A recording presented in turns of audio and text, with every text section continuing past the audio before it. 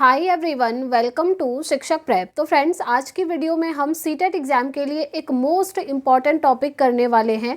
इसके अंदर हम पूरे फुल फॉर्म्स देखेंगे जो कि आपके सीटेट एग्ज़ाम में पूछे जाते हैं। देखिए, काफ़ी सारे फुल फॉर्म्स हैं, सभी मैंने यहाँ पर लिखे हुए हैं। वन बाय वन मैं आपको डिटेल में इनको समझाऊंगी कि इनके फुल फॉर्म क्या होते हैं और उनका मतलब क्या होता है, क्योंकि उनका मीनिंग जानना भी आपको ज़रूरी है। अब देखिए, ये जो फुल फॉर्म्स है ना, मैंने लिखे हुए हैं जो आपके मोस्टली रिपीटेड पीवाईक्यू में पूछे हुए हैं। तो इन सभी को एक एक करके हम डिटेल में समझेंगे। और जैसा कि आप जानते हैं फ्रेंड्स, एग्ज़ाम आपका बहुत नज़दीक है। अगर आपने अभी तक प्रिपरेशन स्टार्ट नहीं करी है तो जल्दी से स्टार्ट कर दीजिए, क्योंकि अब आपके पास टाइम बचता है रिविज़न करने का, साथ में पीवाईक्यूज़ लगाने का। और अगर आप लास्ट टाइम पर एकदम एग्ज़ाम ओरिएंटेड नोट्स चाहते हैं जिसके अंदर आपका पूरा सिलेबस कवर अप हो, तो स्क्रीन पर फ्रेंड्स आपको एक व्हाट्सअप नंबर दिख रहा होगा। इस पर आप व्हाट्सअप मैसेज करके सबसे पहले डेमो नोट्स देख सकते हैं। और अगर आपको नोट्स पसंद आता है तो नोट्स को परचेज़ भी कर सकते हैं। अभी ऑफ़र चल रहा है तो आपको नोट्स मिनिमम प्राइस पे अवेलेबल हो जाएगा। तो चलिए फ्रेंड्स, स्टार्ट करते हैं आज की क्लास और समझते हैं सारे इंपॉर्टेंट फुल फॉर्म्स। तो सबसे पहला फुल फॉर्म, जैसा कि आप स्क्रीन पर देख पा रहे होंगे, ये है आपका BALA, जिसको हम कहते हैं बाला। बाला का फुल फॉर्म क्या होता है? Building as learning aid. ठीक है, यानी कि जो स्कूल की बिल्डिंग्स होती हैं उनको एज अ लर्निंग एड बनाना। अब इसका मतलब क्या होता है? देखिए, आपने देखा होगा जो छोटे बच्चों की स्कूल की बिल्डिंग्स होती हैं ना, वहाँ पर अलग अलग तरीके के डायग्राम्स लगे होते हैं।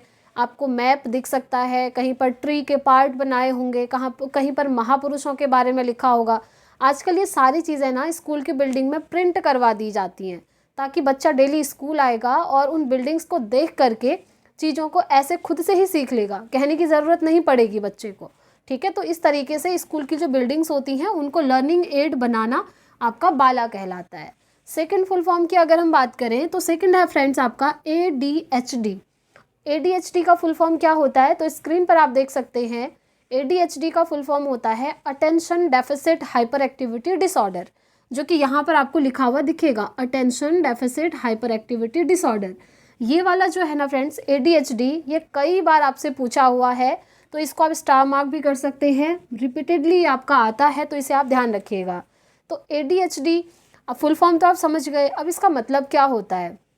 ये एक तरीके का लर्निंग डिसऑर्डर होता है फ्रेंड्स, जिसमें क्या होता है ना, बच्चे में अटेंशन की कमी होती है और वो हद से ज़्यादा एक्टिविटीज़ करने लगता है। जैसे सपोज़ करिए, बच्चे ने आज अपना टारगेट बनाया कि मुझे 4 आवर स्टडी करनी है। ठीक है, 4 आवर्स स्टडी करनी है। लेकिन क्या होता है, जैसे ही बच्चा पढ़ने के लिए बैठता है, कुछ ही देर में उसका मन नहीं लगता पढ़ने में, या तो वो मोबाइल में रील्स देखने लगेगा या फिर कुछ और एक्टिविटी करने लगेगा। तो इसीलिए कहा गया है कि अटेंशन यानी कि एकाग्रता की कमी होती है बच्चे के अंदर, जिस वजह से वो हद से ज़्यादा एक्टिविटीज़ करने लगता है। नेक्स्ट आता है फ्रेंड्स आपका BICS, जिसको हम कहते हैं बिक्स। बिक्स का फुल फॉर्म क्या होता है? Basic interpersonal communication skill. यहाँ पर लिखा है, देखिए, बेसिक इंटरपर्सनल कम्युनिकेशन स्किल। अब इसका मतलब ये होता है, देखिए, जो इंटरपर्सनल वर्ड है ना, इसका यूज़ जो आपके हार्वर्ड गार्डनर हैं जिन्होंने मल्टीपल इंटेलिजेंस की थियोरी दी थी, वो भी इंटरपर्सनल की बात करते हैं। ये चीज़ आप ध्यान रखिएगा। तो यहाँ पर क्या है ना, बच्चों को एटलीस्ट इतना सा लैंग्वेज स्किल तो आप बच्चों को सिखाएंगे कि जो बेसिक लेवल पर हम कम्युनिकेट करने के लिए यूज़ करते हैं। मतलब basic day to day life में हम एक दूसरे से बातचीत करने के लिए किसी ना किसी लैंग्वेज का यूज़ करते हैं, है ना। तो बच्चे को एटलीस्ट आप बेसिक लेवल की जो स्किल है वो डेवलप करवाएंगे, लैंग्वेज सिखाएंगे। ठीक है, नेक्स्ट आता है फ्रेंड्स आपका IEP। IEP का फुल फॉर्म होता है, क्या होता है? देखिए, individualised education plan. Individualised education plan का मतलब है कि हर बच्चे की नीड के अकॉर्डिंग, यानी कि व्यक्तिगत तौर पर बच्चे को पढ़ाने के लिए उसके नीड को ध्यान में रखते हुए, उसके लेवल को ध्यान में रखते हुए, उसकी क्षमता को ध्यान में रखते हुए आप क्या करेंगे? एजुकेशन प्लान बनाएंगे। तो हर बच्चे के अकॉर्डिंग आप क्या करेंगे? एक इंडिविजुअलाइज्ड एजुकेशन प्लान रेडी करेंगे। नेक्स्ट आता है फ्रेंड्स आपका CALP, जिसको हम कहते हैं कैल्प। कैल्प का फुल फॉर्म होता है कॉग्निटिव एकेडमिक लैंग्वेज प्रोफिशिएंसी।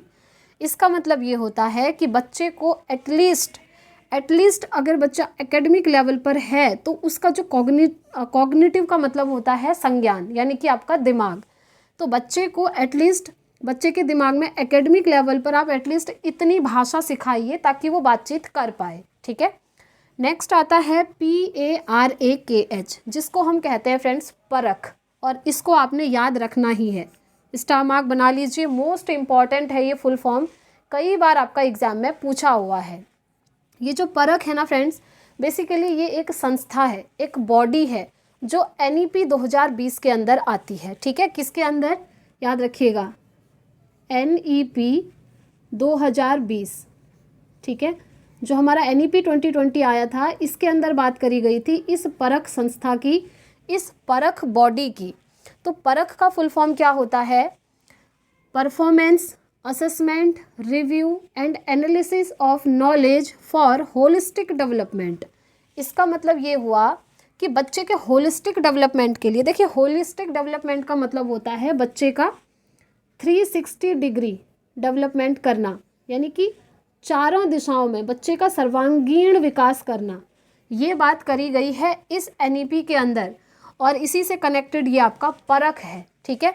तो इसमें क्या होता है, इसमें ये कहा गया है कि बच्चे के सर्वांगीण विकास के लिए बच्चे की परफॉर्मेंस, बच्चा कैसे परफॉर्म कर रहा है, बच्चे का असेसमेंट यानी कि बच्चे का आकलन करना, साथ में रिव्यू करेंगे, और एनालिसिस यानी कि विश्लेषण करेंगे उसकी नॉलेज का, ताकि आप बच्चे का सर्वांगीण विकास कर सके, यानी कि होलिस्टिक डेवलपमेंट कर सके, ठीक है। उसके बाद आता है आपका SLT। SLT का फुल फॉर्म होता है situational language teaching. Situational language teaching का मतलब है फ्रेंड्स कि बच्चे को एटलीस्ट आप इस तरीके की लैंग्वेज सिखा दीजिए जो भी सिचुएशन बच्चे के सामने हो उस पर वो डील कर पाए, मतलब सिचुएशन के हिसाब से बच्चे को भाषा आनी चाहिए, ऐसा कहा गया है SLT के अंदर, ठीक है। नेक्स्ट आता है TBLT। TBLT का फुल फॉर्म होता है friends task based language teaching. यहाँ पर लिखा है देखिए, टास्क बेस्ड लैंग्वेज टीचिंग, यानी कि बच्चे के सामने अगर आप कोई टास्क रख रहे हैं तो टास्क पर आधारित भाषा का ज्ञान बच्चे को होना चाहिए, ठीक है। नेक्स्ट आता है LAD। ये भी इम्पॉर्टेंट है, बहुत ज़्यादा पूछा जाता है, ठीक है। ये जो फुल फॉर्म्स है ना, ऐसा नहीं है कि किसी पर्टिकुलर एक सब्जेक्ट में पूछे जाते हैं, ये हर सब्जेक्ट की पेडागोजी में आपसे पूछे जाते हैं। तो LAD का फुल फॉर्म होता है लैंग्वेज एक्विजिशन डिवाइस, जिसको आप हिंदी में कहते हैं भाषा अधिग्रहण यंत्र। इसकी बात कौन करते हैं, आपसे ये भी पूछा जाता है, तो याद रखिएगा इसकी बात करते हैं नोम चॉम्स्की। मैं यहाँ पर लिख दे रही हूँ नाम, चॉम्स्की इसकी बात करते हैं LAD की। ये कहते हैं कि हर बच्चे के दिमाग में LAD पाया जाता है और इसी की हेल्प से बच्चा लैंग्वेज को एक्वायर करता है, यानी कि भाषा को अर्जित करता है, ठीक है। उसके बाद आता है नेक्स्ट आपका NCF। NCF का फुल फॉर्म होता है नेशनल करिकुलम फ्रेमवर्क, यानी कि राष्ट्रीय पाठ्यचर्या रूपरेखा, ठीक है। अब ये NCF ना 2 बार आया था, वो भी आपको डिटेल में पढ़ना है। देखिए, एक NCF आया था आपका 2005 में, दूसरा NCF है फ्रेंड्स आपका 2022 का। अब अगर आपने अभी तक मेरी CDP वाली मैराथन क्लास नहीं देखी है तो आप ये मानिए आपका आधा चैप्टर जो है छूट गया CDP में। क्यों? क्योंकि मैराथन क्लास एक सिंगल 1 शॉट के अंदर मैंने करवाया है, उसमें ये सारे टॉपिक्स आपको मिलेंगे, फुल फॉर्म्स भी करवाए हैं, और ये जो NCF में आपका 2005 और NCF 2022 आया था ये भी डिटेल में करवाया है। साथ ही साथ NEP 2020 आपको मिलेगा, निपुण भारत मिलेगा, RTE मिलेगा, मतलब पूरा मैराथन क्लास एक सिंगल करवाया है CDP का, उसको आप कवर अप कर लीजिएगा। वहाँ से ना आपके ये लॉन्ग जो टॉपिक हैं ये भी कवर अप हो जाएंगे। अच्छा, वो जो मैराथन है उसकी लिंक आपको इसी वीडियो के नीचे सबसे पहले कमेंट बॉक्स में भी मिल जाएगी, और डिस्क्रिप्शन बॉक्स में भी आपको उसका लिंक प्रोवाइड कर दिया जाएगा। बाकी अगर आप टेलीग्राम से ज्वाइन होना चाहते हैं फ्रेंड्स तो टेलीग्राम ज्वाइन कर लीजिएगा, वहाँ पर आपको सारी क्लासेस की अपडेट्स जो हैं टाइम टू टाइम दी जाती हैं। नेक्स्ट आता है आपका MLL। MLL होता है मिनिमम लेवल ऑफ लर्निंग। देखिए, लर्निंग मतलब हो गया सीखना, तो किसी भी चीज़ को सीखने का क्या होता है, एक मिनिमम लेवल होता है, एक छोटे से छोटा स्तर होता है ना। तो बच्चे को उस छोटे स्तर के लिए आपको रेडी करना है ताकि बाद में वो और भी चीज़ें आगे को सीख सके। नेक्स्ट आता है NEP। यहाँ पर मैंने आपको बताया ना NEP 2020 वही है। NEP का फुल फॉर्म होता है नेशनल एजुकेशन पॉलिसी। ये भी इम्पॉर्टेंट है, इसमें भी मैं स्टार मार्क लगा रही हूँ, ये पूछे जाते हैं, ठीक है। नेशनल एजुकेशन पॉलिसी यानी कि राष्ट्रीय शिक्षा नीति। राष्ट्रीय शिक्षा नीति 2020 आपको थोड़ा डिटेल में पढ़ना होगा ताकि आप CDP में और अच्छा स्कोर कर पाएँ, तो वो आप लॉन्ग वीडियो में देख लीजिएगा।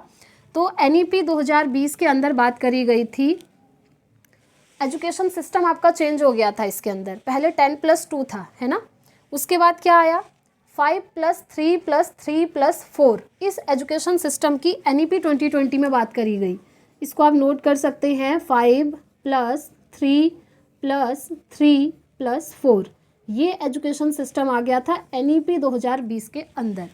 उसके बाद आता है फ्रेंड्स आपका RTE। RTE का फुल फॉर्म होता है राइट टू एजुकेशन, यानी कि शिक्षा का अधिकार अधिनियम। बेसिकली आपने देखा होगा जो 2009 में आपका RTE आया था ना, इसके अंदर बात करी गई थी कि 6 से 14 वर्ष तक, ठीक है, 6 से 14 वर्ष तक सभी बच्चों को फ्री और कंपलसरी एजुकेशन दी जाएगी। ये इसी RTE के अंदर बात हुई थी, जो RTE एक्ट आपका 2009 में बना हुआ था। इससे अदर एक और फुल फॉर्म है, मैं यहाँ पर लिख देती हूँ, आप उसे याद रख लीजिएगा फ्रेंड्स। LSRW। LSRW का फुल फॉर्म क्या होता है? L for listening, S for speaking, R for reading, W for writing. तो आपसे पूछा जाता है कि ये जो आपके LSRW लैंग्वेज स्किल्स हैं, इनका सीक्वेंस क्या है और इनका फुल फॉर्म क्या है। तो सीक्वेंस तो आपका ऐसे ही चलेगा, LSRW फुल फॉर्म हो गया लिसनिंग, स्पीकिंग, रीडिंग और राइटिंग।